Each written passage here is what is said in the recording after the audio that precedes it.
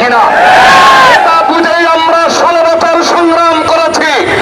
এটা বুঝেই 16 বছর পরে আমরা মনে মনে ভাবছিলাম আমরা খেটে খাওয়া মানুষ। ডক্টর ইউনূস সাহেব আসছেন, উনি খেটে খাওয়া মানুষকে নিয়ে নাকি কাজ করেন। আমরা ভাবছিলাম উনি মানুষের ভিতরের কথাগুলা, হৃদয়ের কথাগুলা বুঝবেন। উনি বুঝছিলেন, কিন্তু কি কারণে লন্ডন গেলেন। লন্ডন থেকে আসার পরেই ওনার বুঝটা লন্ডনমুখী হয়ে গেল। একের পর এক লন্ডনে আসার পরে তামাশা শুরু করেছে এই বাংলাদেশের জনগণকে নিয়ে।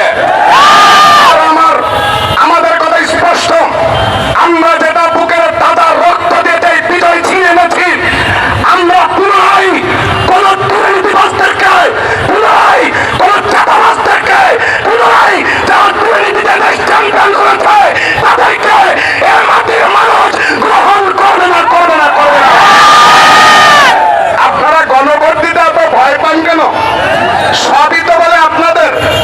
আমি দেখলাম কয়েকদিন আগে, 2 দিন আগে বাংলাদেশের একজন বিখ্যাত নেতা বলছেন যে বাংলাদেশ জামাত ইসলাম জানে যে তারা ভোটে আসলে তাদের আমসালা যাবে, কি বাক করে এই ধরনের, যে এই জন্য তারা ভোট চায় না। এই ধরনের বেয়াদবি বক্তব্য ফ্যাসিস্টের আমলে হয়েছে, এই আমলে আর হবে না। যদি ইসলাম মনোপন্থীরা যদি ভোট নাই পায় তাহলে গণভোট দিতে ভয় পাও কেন? আবার আলু নিয়ে এত টেনশন কেন? থাকো তো রাজার হালে, আলু খাওয়ার মর্ম কি বুঝবে? দেশের মানুষ গণভোট চায়, তুমি আলু নিয়ে তাল বাহানা শুরু করেছো।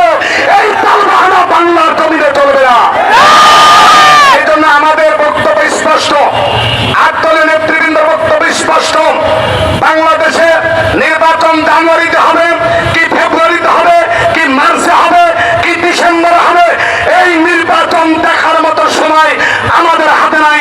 আমাদের হাতে এখন একটি সময়, সেটা হলো গণভোট, গণভোট, গণভোট। কথা বলেন, জুলাই সনদকে আইনি স্বীকৃতি না দিয়ে ওই রাতের অন্ধকারে আবারও দেশের জুলাই যোদ্ধাদেরকে ফাঁসির মঞ্চে ঝুলাবা, এটা আমরা বুঝতে পেরেছি, এটা আমরা জানি, এটা বাংলার জমিনে হতে দেবো না।